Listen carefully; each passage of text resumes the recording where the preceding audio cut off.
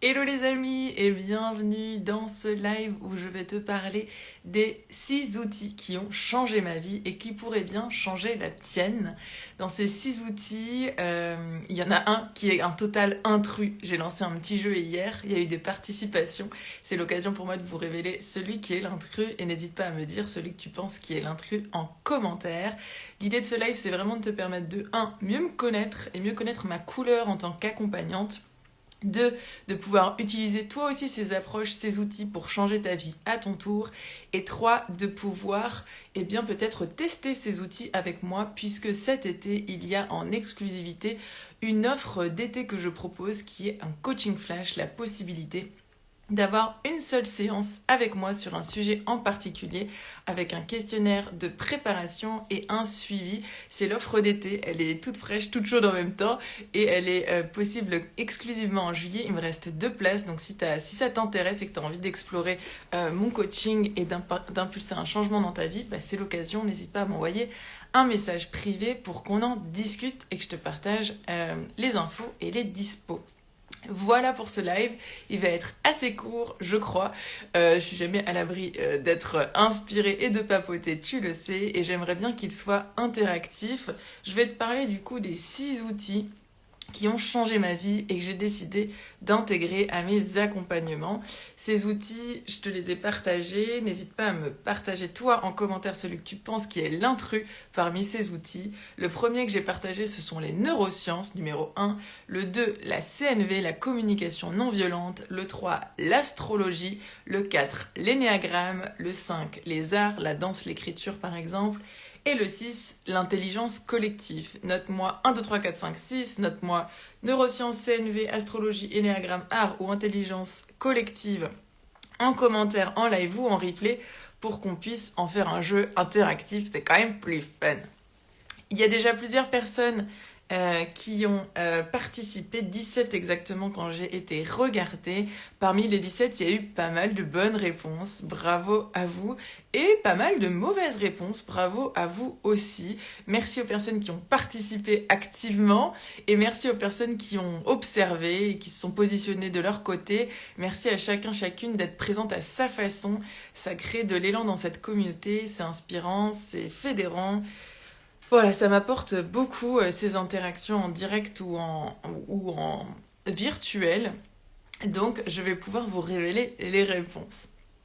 D'abord, il y a eu 2 grandes erreurs principales manifestées dans ce jeu de trouver l'intrus. Bon, on va dire que ça fonctionne. N'hésitez pas à me dire si vous m'entendez, vous me voyez bien. Bienvenue Ludovic, Poticha, Domenico, Jeff et les personnes qui seront présentes en replay. Hello initial, bienvenue. Donc, on va commencer avec les neurosciences, qui était la première possibilité. Les neurosciences, ça a fait partie des grandes erreurs. Ça m'a vachement surprise. En fait, les neurosciences, il y a beaucoup de personnes qui m'ont dit que ce n'était pas un de mes outils. Et c'est hyper intéressant puisque c'est mon outil principal. Et oui, quand j'ai commencé à me lancer en tant que coach et en tant qu'entrepreneuse, j'ai suivi une certification de coaching en neurosciences motivationnelles à l'Institut des neurosciences appliquées de David Lefrançois. Donc je suis certifiée coach et formatrice par les neurosciences motivationnelles depuis maintenant 5-6 ans. Donc c'est vraiment ma casquette principale, le cœur de mon approche, c'est par les neurosciences motivationnelles, c'est-à-dire d'apprendre à comprendre comment l'humain fonctionne, comment le cerveau humain fonctionne, pour pouvoir s'adapter justement à la personnalité, au mode de fonctionnement et pour comprendre comment le cerveau fonctionne, pour pouvoir s'adapter et piloter sa vie avec plus de conscience et plus de fluidité. Donc c'est vraiment des études qui m'ont passionnée, ça a changé de mes études supérieures qui m'ont déprimée et je suis trop fière après avoir galéré pendant 5 ans à la fac à peiner à valider mes semestres sans aller au rattrapage après avoir été bonne élève, à être certifiée mention très bien parce que j'étais vraiment passionnée par ce que je faisais et ce que je transmettais en coaching. Donc en coaching, ça va se traduire par des protocoles qui ont été testés neurologiquement pour pouvoir créer des connexions, pour pouvoir prendre conscience. Et on ne peut changer que ce dont on a conscience. Donc dans le coaching, ça aide à faire passer à la conscience les choses qu'on a envie de changer pour pouvoir passer à l'action. C'est hyper important parce que pour te donner un ordre de grandeur, on ne connaît qu'un mini pourcentage, on a conscience qu'un mini pourcentage de l'ampleur des choses, on a conscience d'un truc de la taille d'un Playmobil, quand en fait tout l'inconscient il fait la taille de 50 tours Eiffel. Donc c'est pour te donner une idée un petit peu de tout ce qu'il y a dans l'inconscient et tout ce en quoi les neurosciences peuvent être utiles pour faire passer les choses dans le conscient et pour pouvoir impulser des changements et passer à l'action.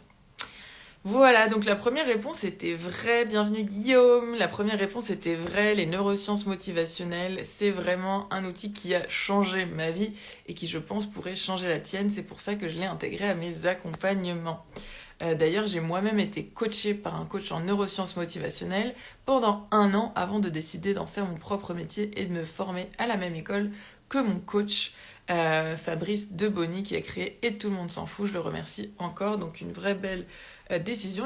Et j'ai une de mes clientes qui a décidé aussi de se former à l'Institut des neurosciences appliquées après avoir été coachée, et d'autres dans d'autres écoles de coaching après avoir participé à mon programme de coaching. Donc c'est hyper intéressant de voir que ça crée des vocations. Voilà pour les neurosciences motivationnelles. Ensuite, je vais faire en haut, bas. Bienvenue Géraldine. La deuxième proposition qui a été aussi, qui vous a partagé, c'était l'intelligence collective. Il y a aussi des personnes qui m'ont dit que j'utilisais cet outil et d'autres que je ne l'utilisais pas. Roulement de tambour, la réponse c'est que je l'utilise même à fond. Les techniques d'intelligence collective, elles sont super importantes pour moi, notamment parce que j'ai découvert ça à un moment où je travaillais dans une start-up sociale et où je trouvais pas ma place dans l'équipe. J'avais besoin de beaucoup plus d'écoute, beaucoup plus de bienveillance. Je zappais toute ma personnalité parce que j'avais peur de pas être appréciée, de pas m'intégrer, parce qu'il y avait certaines remarques, certains jugements et que j'avais peur, moi, de me faire juger, pour être honnête, et je manquais de confiance en moi à cette époque. Et c'est là que j'ai découvert pour la première fois l'intelligence collective. Bref, bienvenue Brice, welcome. J'ai découvert l'intelligence collective qui est une façon en fait de permettre au groupe de mieux collaborer les uns avec les autres. Ça a vraiment changé ma vision du groupe, de la collaboration. J'ai proposé une initiation au sein de cette équipe-là et ça m'a donner l'impression de ne plus être impuissante et de subir la situation, mais de vraiment proposer un cadre et des valeurs de fonctionnement au groupe. Et ça a changé vraiment toute mon expérience au sein de ce groupe-là. Et ça m'a vraiment initiée à l'intelligence collective, même si je le faisais de façon intuitive depuis, je pense, longtemps. Depuis au moins 8 ans, je le faisais de façon très intuitive quand je menais des associations.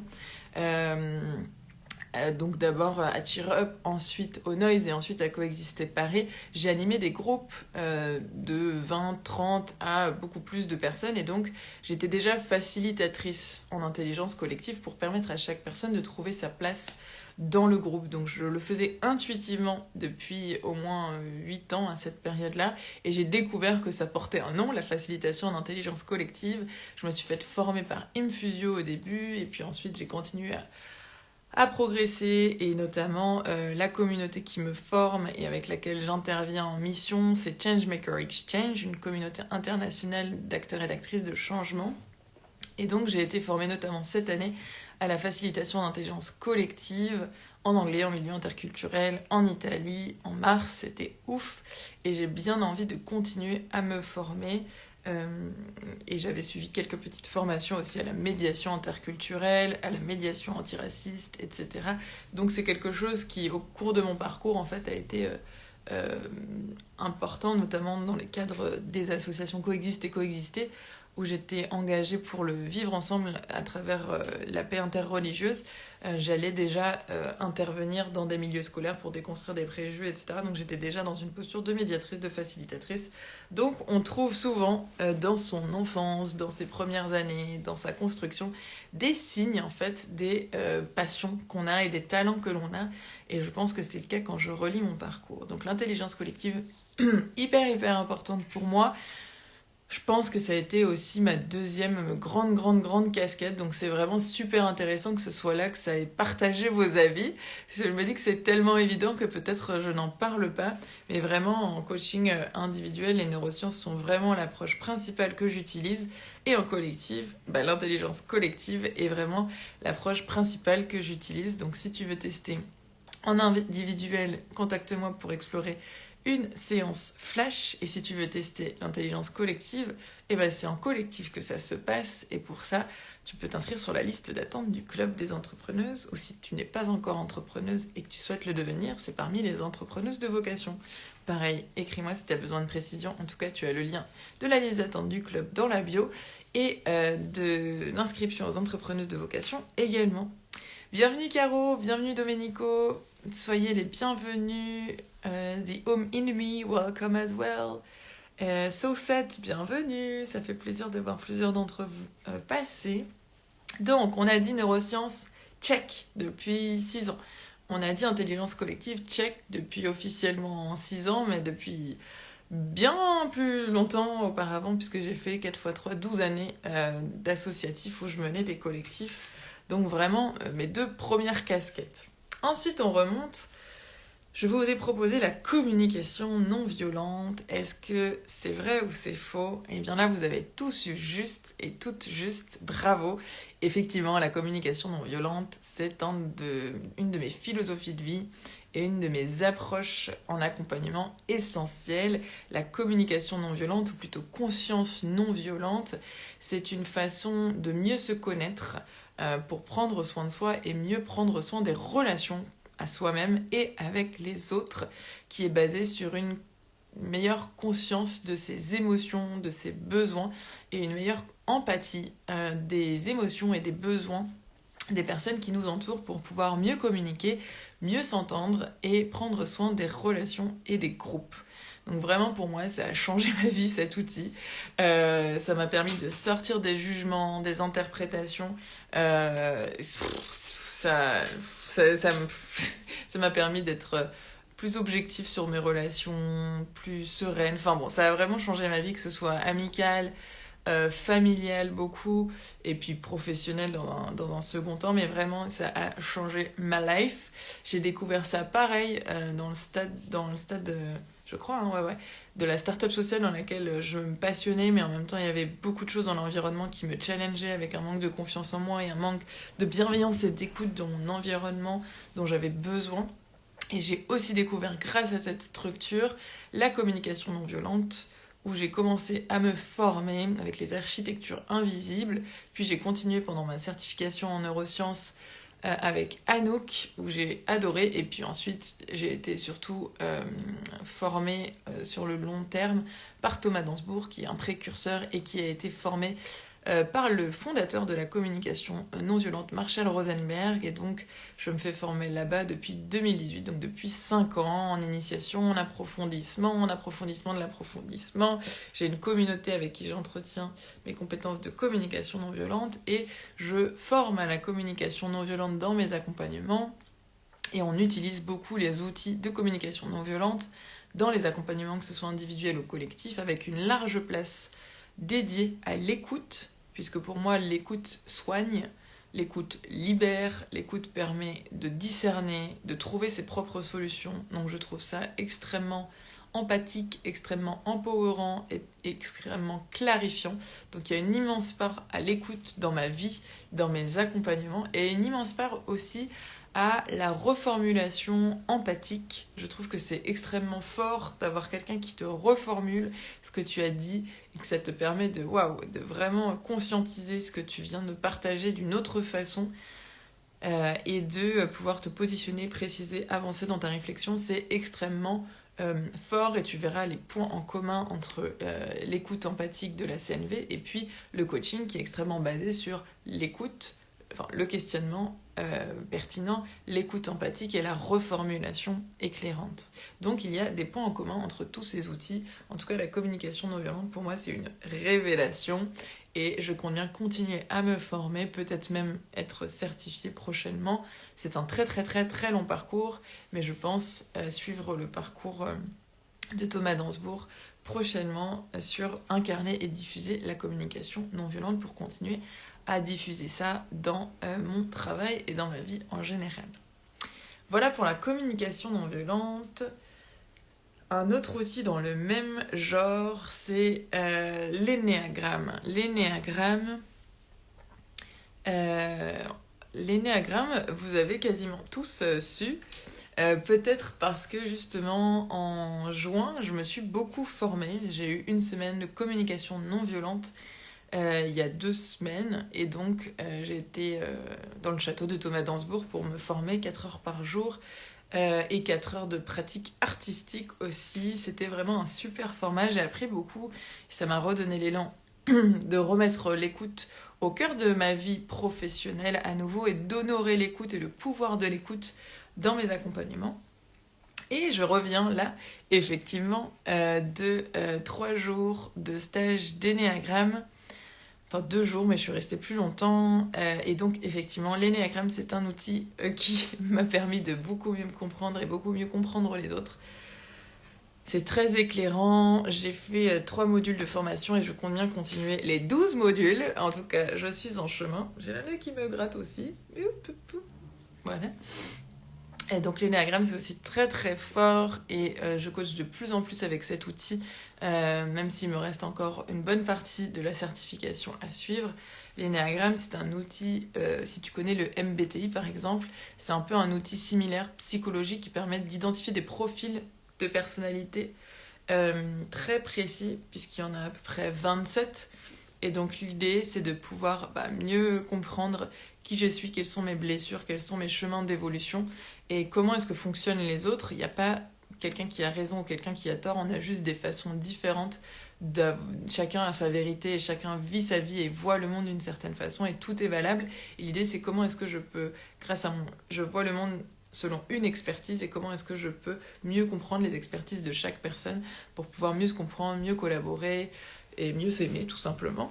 Et donc c'est un outil qui est très très puissant. Moi je me reconnais dans le profil 3 de la battante avec la blessure de l'échec des relations. Bref, c'est tout un monde, on pourra en rediscuter avec des sous-types, etc. Bref, c'est hyper hyper intéressant. L'énéagramme m'aide énormément aussi à coacher certains des profils que j'ai en ce moment. Profil 1, profil 7, profil 6. Bref, c'est hyper intéressant pour moi parce que ça me permet de vraiment personnaliser mes accompagnements, mes coachings, et puis ça leur permet à elles de prendre conscience de certaines de leurs blessures, de leurs réactions, de leurs stratégies d'évitement, d'action, de leur motivation, de ce qui va les motiver, de comment fonctionner, et c'est assez puissant, puisque c'est assez récent. L'énéagramme, ça fait 3 ans que je me forme sur le sujet, notamment avec Diane Taïeb, Xavier Mounier, et avec le CEE. Donc c'est quelque chose d'assez fort que je t'encourage à explorer si tout ça te parle. Et puis l'autre proposition, c'était les arts. Alors tu sais peut-être que dans ma vie perso, je danse, je chante, je fais de la comédie musicale, mais est-ce que j'utilise les arts dans mon projet professionnel? Est-ce que j'utilise les arts, j'avais parlé de la danse et de l'écriture par exemple, dans mes accompagnements? Bien la réponse est oui. Oui, depuis récemment. Depuis récemment, j'utilise les arts dans mes accompagnements. On passe de plus en plus par le corps. Hier, par exemple, pendant un coaching collectif d'entrepreneuses de vocation sur l'alignement professionnel et sur l'exploration de se lancer dans l'entrepreneuriat, on a parlé du coup des transitions professionnelles sous l'angle de la danse intuitive. Et donc aujourd'hui, ce sont vraiment des outils que j'utilise, le mouvement, le corps, la danse, mais aussi l'écriture, le dessin. C'est des choses qui sont vraiment joyeuses, légères, intuitives Et moi, je crois beaucoup à la pédagogie tête, cœur, corps.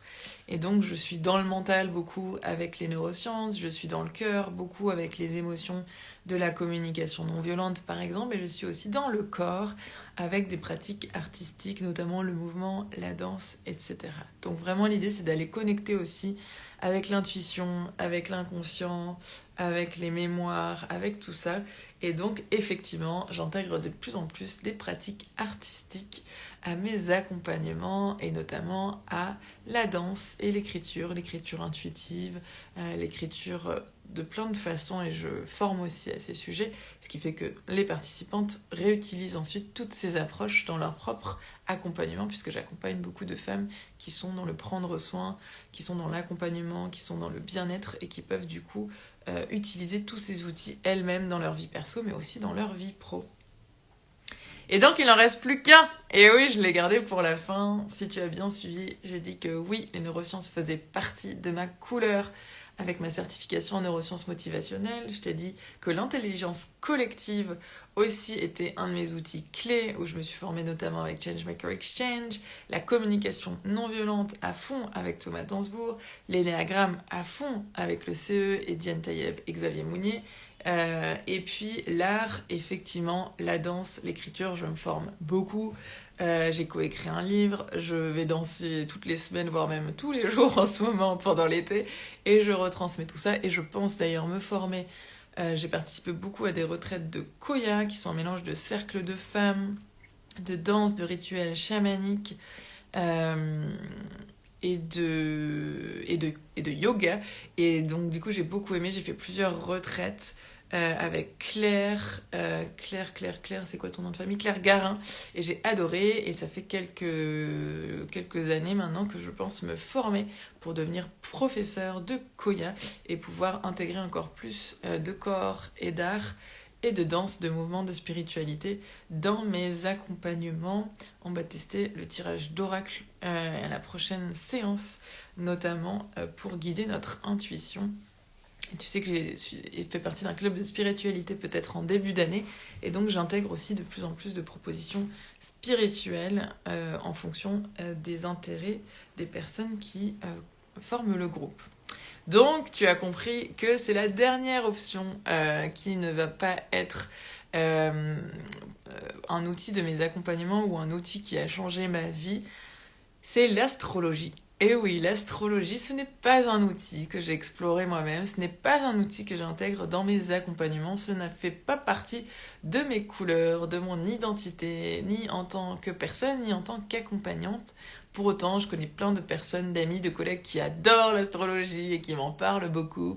Je suis Balance, ascendant Lion, et je crois que j'ai ma lune en Taureau sur l'ancrage, mais je ne connais pas du tout. J'ai juste fait une initiation de 2 heures dans mon club de spiritualité, mais c'est tout.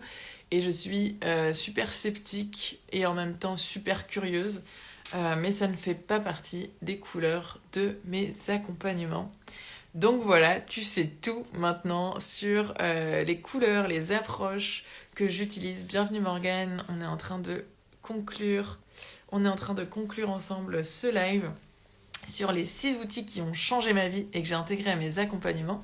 Mais en fait, il y avait un intrus qui est donc l'astrologie. Bravo aux personnes qui auront trouvé et qui me connaissent bien, et bravo aux personnes qui le découvrent et qui du coup sont au courant maintenant et en savent plus autour des neurosciences, de la communication non violente, de l'énéagramme, de l'intelligence collective, des arts intuitifs au service d'une évolution personnelle comme la danse et l'écriture. Et puis l'astrologie, ce ne sera pas avec moi, mais il y a plein d'autres professionnels pour vous accompagner si vous souhaitez explorer.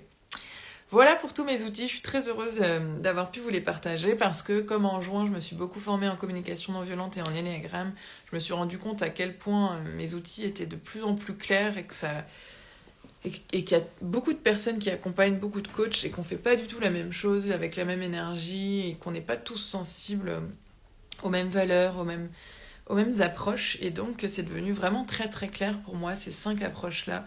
Les neurosciences, vraiment, pour prendre conscience, pour impacter ta vie, pour être sur quelque chose qui n'est pas du tout du charlatanisme, mais des choses qui sont vraiment mesuré, rationnel, prouvé, etc. L'intelligence collective pour la force, justement, tout seul, on va plus vite ensemble, on va plus loin, et j'y crois à fond. La communication non violente avec une valeur d'écoute qui est fondamentale pour moi, l'énéagramme avec ce côté de la singularité qui est hyper importante et en même temps la complémentarité de tous les profils qui font qu'ensemble, en équipe, on peut collaborer et faire des trucs de ouf et qui donnent hyper espoir et qui permettent d'impacter énormément.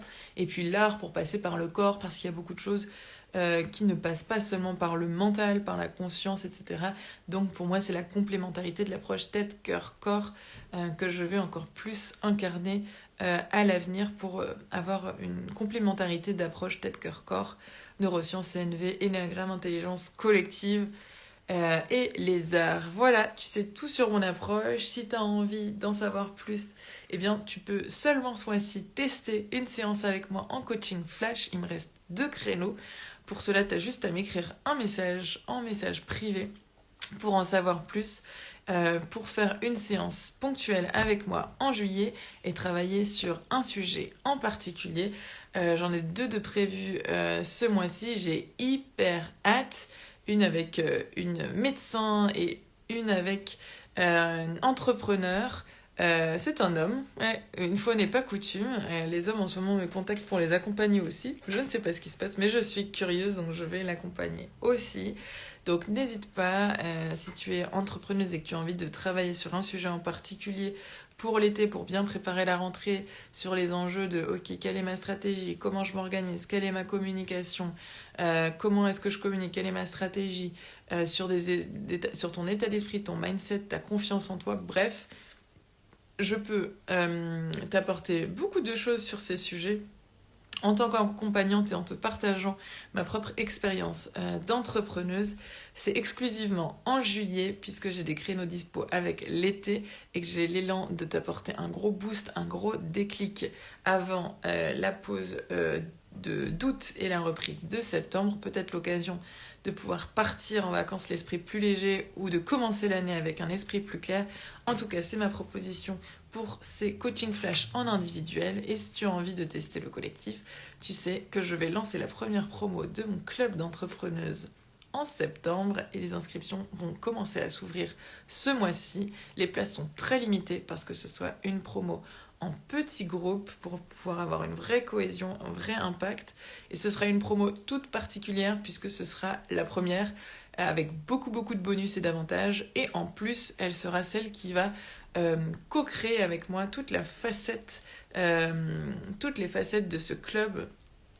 Et donc, voilà, ce seront vraiment les cofondatrices de ce mouvement qui va devenir de plus en plus large à Paris, en France et à l'international. Donc c'est vraiment une promo toute particulière qui sera ouverte en priorité aux femmes que j'ai déjà accompagnées, puis en seconde priorité aux personnes qui seront inscrites sur la liste d'attente. Donc si ça t'intéresse de faire partie de ce mouvement de femmes porteuses de projets qui ont envie d'avancer et de se soutenir les unes les autres dans la confiance, dans l'écoute, dans le soutien, dans la bienveillance, dans la joie, dans le fun, eh bien c'est parmi le club des entrepreneuses et tu peux t'inscrire sur la liste d'attente. Tu l'auras compris, tu as envie de tester l'individuel, c'est seulement cet été en coaching flash, tu m'envoies un message privé et tu as envie de tester le collectif, eh bien tu t'inscris sur la liste d'attente du club des entrepreneuses.